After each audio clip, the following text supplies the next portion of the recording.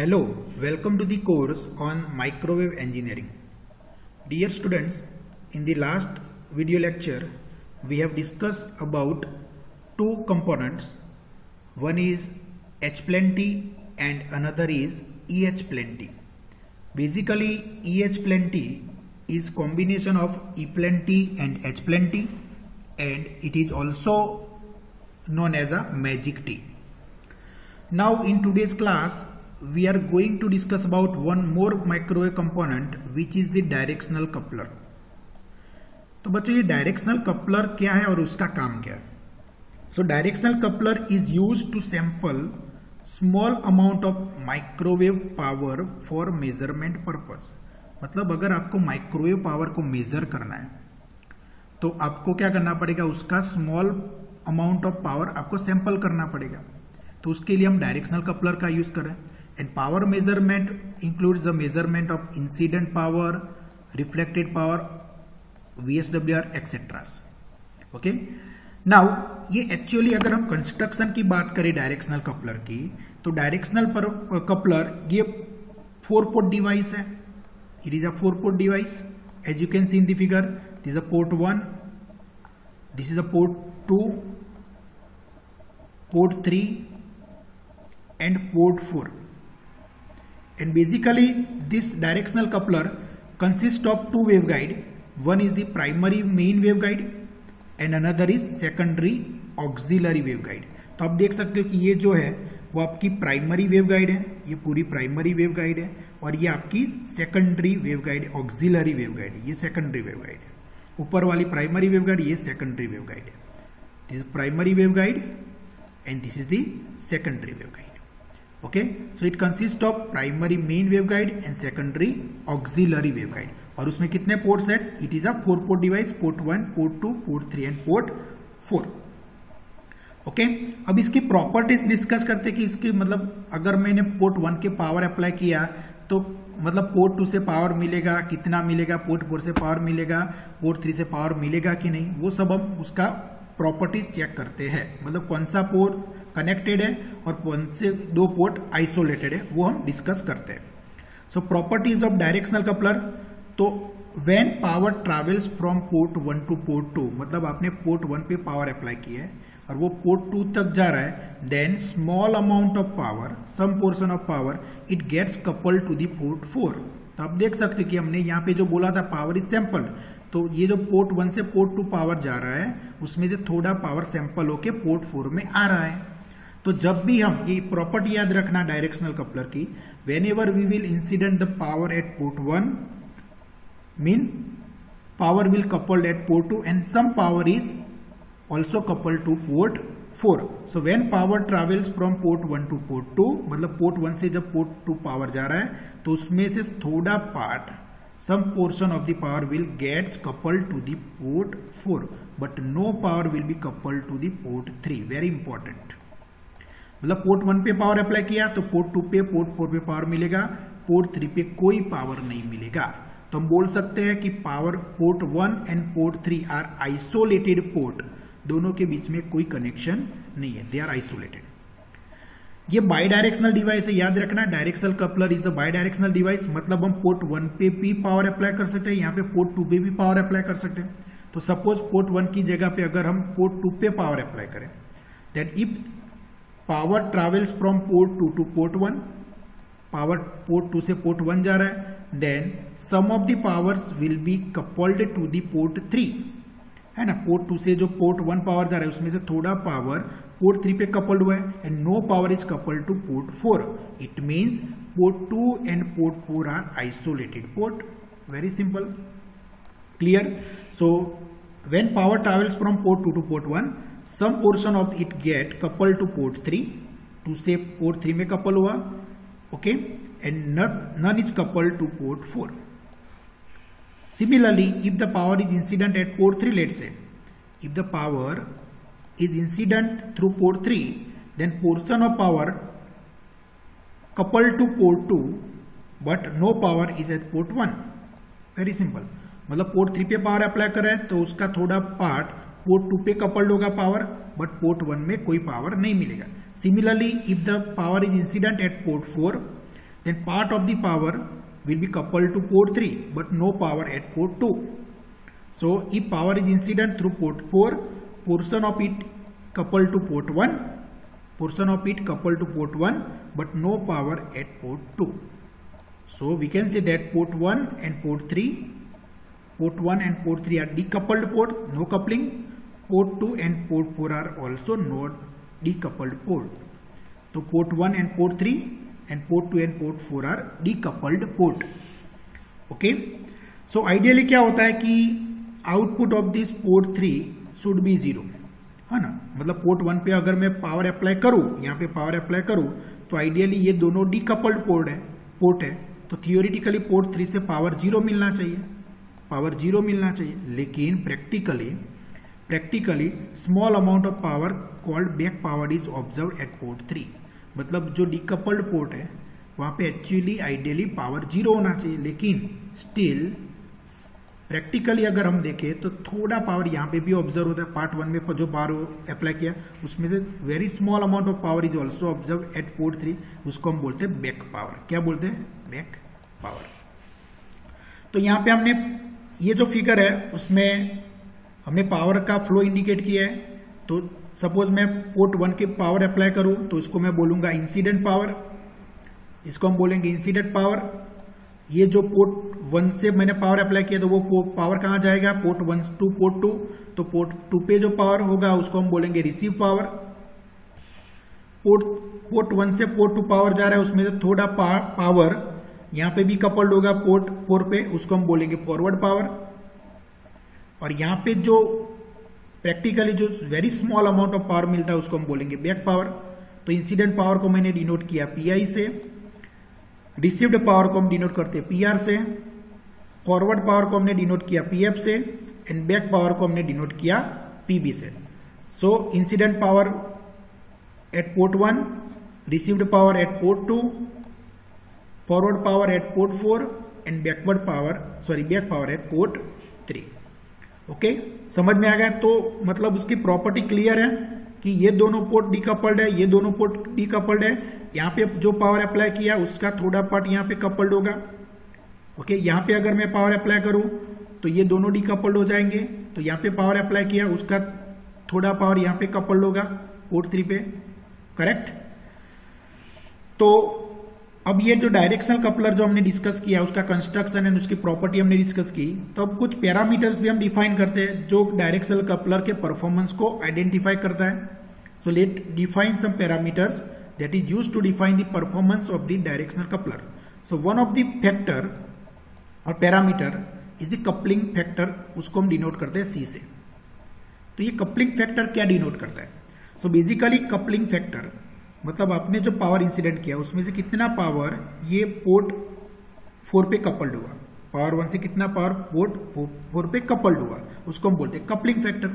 So coupling factor of directional coupler is the ratio of incident power to the forward power and it is measured in decibel. तो मतलब it is the ratio of incident power to forward power PI divided by PF and it is measured in decibel. So we have to use 10 log 10 PI divided by PF into dB. तो ये decibel में. Similarly मतलब इससे हमें ये पता चलता है कि कितना पावर मैंने पावर इतना इंसिडेंट किया था x वॉट, तो कितना पावर y वॉट यहाँ पे हमें कपल्ड हो रहा है. Similarly another parameter is the directivity.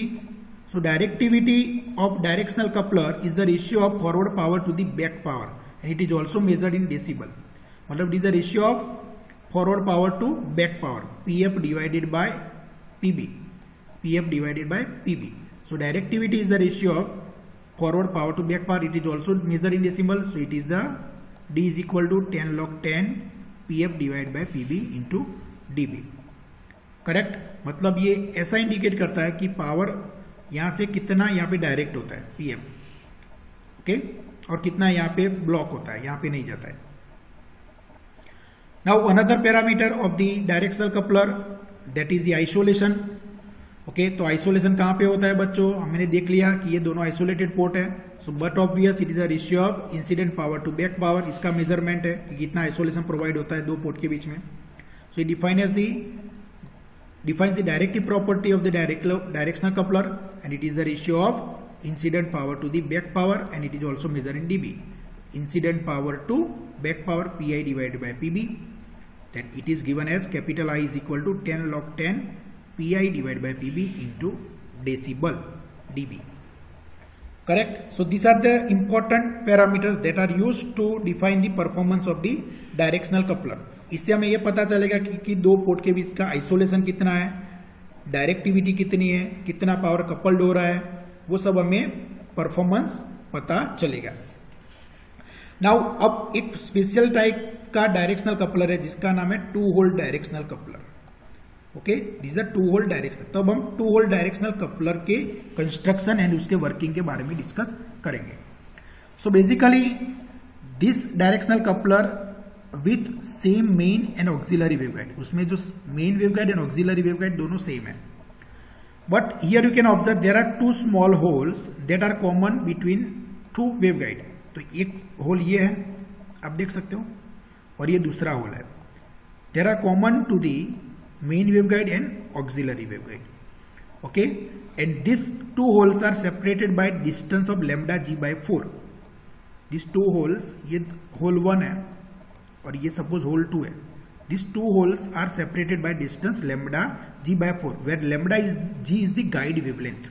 Okay, तो टू होल डायरेक्शनल कपलर इसको क्यों बोला है? बिकॉज उसमें main waveguide and secondary auxiliary waveguide दोनों सेम है और ये दोनों के बीच में दो कॉमन होल्स होते हैं और ये दोनों होल के बीच का डिस्टेंस लैम्डा जी बाय 4 होता है. ये आपका इंसिडेंट पोर्ट है, ये आपका रिसीव्ड पोर्ट है, यहाँ पे फॉरवर्ड पोर्ट है और ये बैकवर्ड पोर्ट मतलब बैक पावर है, मतलब ये बैक पोर्ट है, बराबर. आइसोलेटेड पोर्ट है, ऐसा बोल सकते हैं. इसकी दिस आइसोलेटेड पोर्ट. नाउ अब ये हमें पता है कि डायरेक्शनल कपलर का काम क्या है. So this two hole directional coupler is design to meet the ideal requirements of the directional coupler. That is port 1 पे पावर जो मैंने अप्लाई किया तो वो उसका थोड़ा पावर पोर्ट 4 पे कपल होना चाहिए और यहाँ पे पोर्ट 3 पे कोई भी पावर मिलना नहीं चाहिए. Okay, so the ideal requirement is sum of the power while travelling from port 1 to port 2 escape through the holes 1 and 2, बराबर. तो जब आइडियल रिक्वायरमेंट क्या है कि जब पावर 1 से 2 जाएगा तो पोर्ट 4 में पावर आना चाहिए, पोर्ट 3 में पावर नहीं आना चाहिए पोर्ट 3 में. तो इसके लिए यहाँ पे दो होल का मतलब दो होल्स यहाँ पे है, तो जब भी पावर 1 से 2 जाएगा तो थोड़ा पावर यहाँ पे भी लीक होगा, थोड़ा पावर यहाँ पे भी लीक होगा, बराबर है. So the power will be escape through hole 1 and hole 2 and the magnitude of power, the magnitude of this power, leakage power, that depends on the dimension of the holes. Okay, so very important not over here कि जो leakage power यहाँ पे जो हो रहा है whole 1 and hole 2 से, that leakage power at both the holes, okay, leakage power at the both the holes are in phase at hole 2, that is adding up the power and contributing to forward power, where the power leakage power, this leakage power and this leakage power are out of phase at this hole 1 position of hole 1, so it does not contribute to the back power. Very important. मतलब जब power हमने देखा था कि power हम port 1 पे apply करते हैं तो उसका थोड़ा पावर पोर्ट 4 पे कपल होता है और यहाँ पे पोर्ट 3 पे हमें कोई पावर नहीं मिलता है. तो वो कैसे होता है? तो जब भी हम पावर पोर्ट 1 से पोर्ट 2 जा रहा है तो उस टाइम पे ये होल 1 एंड होल 2 दोनों से लीकेज होगा पावर. तो यहाँ पे जो पावर आएंगे दोनों पावर, पोर्ट होल 1 का पावर एंड होल 2 का पावर, तो ये पॉइंट पे वो दोनों इन फेज में होंगे because of the distance lambda by g by 4, और ये फेज में होंगे तो ये it will contribute to the power. And यहाँ पे दोनों पावर आउट ऑफ फेज होंगे, they will cancel each other and at port 3 we are not getting any power. Okay, correct. So this is how the two hole directional coupler samples the power. Now if you look at the scattering matrix of directional coupler, so as we know it is a 4-port device, so there are 4 possible input and 4 possible output. So basically S matrix is a 4x4 matrix and it can be written as S11, S12, S13, S14, S21, S22, S23, S24, S31, S32, S33, S34, S41, S42, S43 and S44. और हमें पता है कि जितने भी port है all the ports are completely matched, तो चारों पोर्ट कंप्लीटली मैच्ड है। सो S11, S22, S33, S44 are zero, मतलब पूरे जो डायगोनल एलिमेंट्स है, सब डायगोनल एलिमेंट्स ये मैट्रिक्स के सब zero. Now port 1 and port 3 isolated port है, डीकपल पोर्ट है, तो हम लिख सकते हैं S13 और S31 is equal to 0। Similarly port 2 and port 4 decoupled है, तो S42 is equal to 0।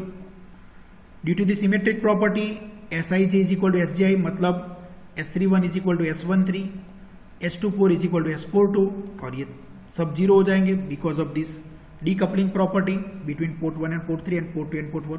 And if we put all these results in this matrix, then the scattering matrix is given as, for directional coupler, that is 0, S12, 0, S14, S12, 0, S23, 0, 0, S23, 0, S34, S14, 0, S34 and 0. Okay, so this is the all about directional coupler. Now another microwave components, passive micro components are waveguide, bends, tweets and corners. Waveguide, bends, tweets and corners. तो बच्चों जब भी हम electromagnetic energy को waveguide through transmit करते हैं, तो ये जो वेवगाइड होता है उसका size, shape and dielectric material must be constant throughout its length for energy to move from one end of the waveguide to another end of the waveguide without any reflection. मतलब size and shape वो constant रहता है through out the material. अगर थोड़ा भी उसमें change आएगा, मतलब throughout the waveguide, length of the waveguide, उसमें भी थोड़ा भी अब्रप्ट चेंज आएगा इन इट साइज और shape, then it will cause the reflection and it overall it results in the loss in the overall efficiency of the system. तो जब भी हमें पावर को मतलब डाइवर्ट करना है पर्टिकुलर डायरेक्शन में, क्योंकि हम जब भी पावर को ट्रांसमिट कर रहे हैं तो but obvious at some time we need to direct the power in different direction. अलग डायरेक्शन में उसको अगर मुझे डायरेक्ट करना है तो मुझे क्या करना पड़ेगा, we need some change. So when such change is required, the bends, twists and joints of the waveguide are used to direct the power in particular direction, and in that case it also meet the certain condition so that the reflections are avoided. Correct? तो जब भी आपको microwave power को particular direction में guide करना है, कोई angle से उसको मतलब गाइड करना है, then in that case we can have the option like waveguide bends, twists and joints as well as corners. Okay, so first of all we will discuss about the waveguide bends. So there are two types of bend. One is the E bend, another is the H bend. So basically E bend आप देख सकते हो, ये E bend है और ये H bend है, तो आप देख सकते हो कि ये वेवगाइड है लेकिन वो बेंडेड है, पर्टिकुलर एंगल पे वो बेंड है। ओके, पर्टिकुलर मतलब एंगल पे वो बेंड है। So E bend basically changes और distort the electric field of the propagating signal, वो इलेक्ट्रिक फील्ड को चेंज करेगा। And in order to minimize reflection, मतलब ये ई बेंड से अगर आपको रिफ्लेक्शन मिनिमम चाहिए, देन रेडियस ऑफ बेंड, ये बेंड की जो रेडियस है should be greater than the two wavelength of the signal. बराबर है, तो radius must be greater than two wavelength of the signal, two wavelength of the signal. Similarly ये H band है, तो H band basically change the magnetic field of the propagating signal, and in order to minimize the reflection in waveguide H band, the radius of the band should be greater than 2 wavelength of the signal. तो ये condition है in order to minimize the reflection. So the radius, this radius of the band must be greater than the 2 wavelength of the signal. अभी आप देख सकते हो कि ये वेवगाइड कॉर्नर्स हैं, तो कॉर्नर्स दो टाइप के हैं, E plane corner and H plane corner. इसका भी काम यही है कि वेवगाइड एनर्जी को पर्टिकुलर एंगल पे उसको डाइवर्ट करना। ओके, क्लियर है? तो ये कॉर्नर जैसा शेप बन रहा है, इसीलिए उसको कॉर्नर बोला है। बराबर है। So waveguide components are normally use to change the direction of the guide through arbitrary angle, मतलब आर्बिटरी एंगल पे आपको वेवगाइड को गाइड करना है, मतलब एनर्जी को गाइड करना है। तो इसीलिए हम ये माइक्रोवेव कंपोनेंट्स यूज करें, like corner, twists and bends. Okay, so clear. अब ये वेरी इंपॉर्टेंट है, in order to minimize the reflection from the discontinuities, मतलब जहां पे डिसकंटिन्यूटी होती है उससे अगर पावर को रिफ्लेक्शन मिनिमाइज करना है, then it is desirable to have mean length L between continuous equal to the odd number of the quarter wavelength. मतलब ये बोलता है कि जहां पे डिसकंटिन्यूटी है, मतलब ये सच टाइप ऑफ डिवाइस में, तो ये डिसकंटिन्यूटी बट ऑब्वियस रिफ्लेक्शन होगा पावर का, तो और वो रिफ्लेक्शन को आपको अगर मिनिमाइज करना है तो ये जो कंटिन्यूटी के बीच में जो मीन लेंथ है, that should be L should be equal to D, और it should be odd number of quarter wavelengths. The length should be odd number of quarter wavelength and condition is L is equal to 2n + 1 lambda g by 4, where lambda g is the guide wavelength or wavelength in the waveguide, and the value of n is 0, 1, 2, 3। इसके लिए हमें ये L की जो value mean length जो है of the continuity बराबर, वो हमें कितनी मिलेगी, odd number of quarter wavelength, that is the odd number of quarter wavelength हमें मिलेगी ये कंडीशन से। और इस केस में ये कंडीशन अगर सेटिस्फाई होती है तो हमें जो डिसकंटिन्यूटी है वहां पे हमें मिनिमम रिफ्लेक्शन मिलेगा। Okay, and if the mean length L is odd number of quarter wavelength, then reflected waves from both the ends of the waveguide section are completely cancelled। मतलब ये कंडीशन सेटिस्फाई होती है तो जहां से discontinuity से जहां पे रिफ्लेक्शन होता है तो वहां पे वो रिफ्लेक्टेड वेव कंप्लीटली कैंसल्ड हो जाएंगे। एंड जैसे हमने डिफाइन किया था कि for E band and H band जो रेडियस ऑफ बैंड होती है that should be greater than 2 lambda, तो वो कंडीशन अभी हम डिफाइन करते हैं। For waveguide band the minimum radius of curvature for small reflection is given by r is equal to 1.5b। E band के लिए r इज इक्वल 1.5b है और एच बैंड के लिए r इज इक्वल 1.5a है, where a and b are the dimension of the band, तो वो band के डायमेंशन है। ओके, तो for E band in order to have minimum reflection और small reflection the radius of curvature should be 1.5b, and for H band the radius of curvature should be 1.5a, where a and b are the dimension of the band. अब हम twist की बात करते हैं, तो twist की जरूरत क्यों है, तो sometimes electromagnetic field must be rotated so that they are in proper phase to match the phase of the load. मतलब इलेक्ट्रोमैग्नेटिक फील्ड जो पास हो रही है वेवगाइड से, it must be rotated in such a fashion that it phase must match to the phase of the load. मतलब उसको हमें rotate करवाना है, इलेक्ट्रोमैग्नेटिक फील्ड को रोटेट करवाना है so that they are in proper phase with the phase of the load, and that can be done by use of twist और twisting the waveguide. Okay, तो उसको हम इस केस में हमें क्या करना पड़ेगा, इलेक्ट्रोमैग्नेटिक फील्ड को रोटेट करवाना है तो उसको हमें क्या वेवगाइड को थोड़ा ट्विस्ट करना पड़ेगा। Okay, and the twist must be gradual and greater than the 2 wavelength, 2 lambda से ज्यादा होनी चाहिए। ये ट्विस्ट जो है that must be gradual and it must be greater than 2 lambda. Okay, तो ये माइक्रोवेव ट्विस्ट का रियल टाइम फोटोग्राफ है और उसका ये डायग्राम है। ओके, ट्विस्ट है।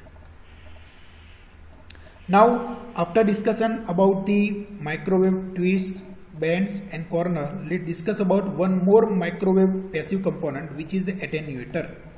नाम से पता चलता है attenuator मतलब क्या करेगा, वो एक ऐसा डिवाइस है जो एनर्जी को, माइक्रोवेव पावर को एटेन्यूएट करेगा।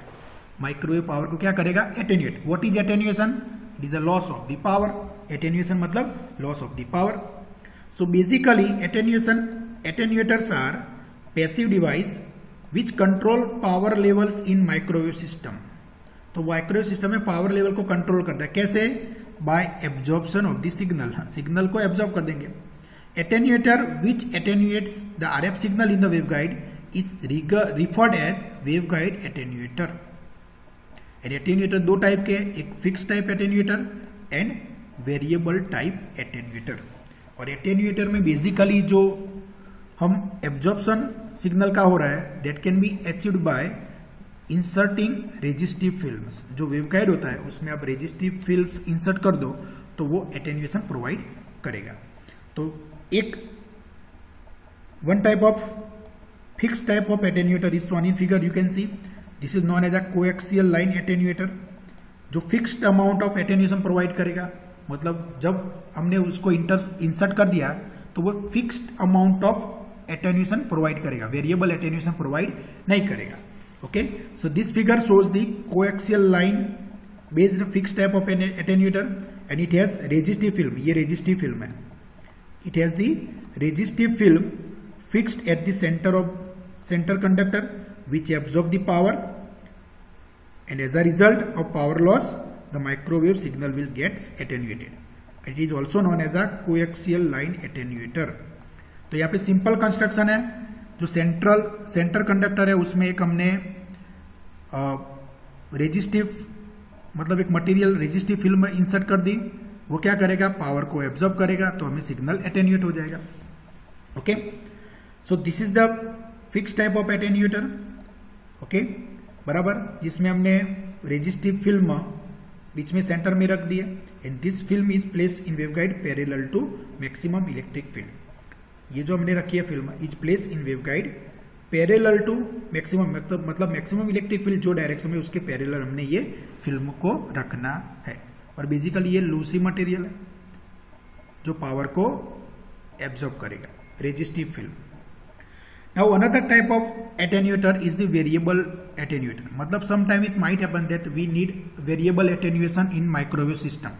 हमें variable attenuator चाहिए, तो variable attenuator is another type of attenuator. इसमें एक रेजिस्टिव वैन होता है, एक फिल्म होती है, resistive vane is moved from one side of wall to the centre by using this screw. मतलब आप देख सकते यहाँ पे स्क्रू है, जैसे जैसे आप स्क्रू रोटेट करेंगे वैसे वैसे ये जो मतलब रेजिस्टिव वैन है that is move from one side of the wall to the centre, one side of the wall to the centre. Okay, and it is reach at the center where the electric field is considered to be maximum.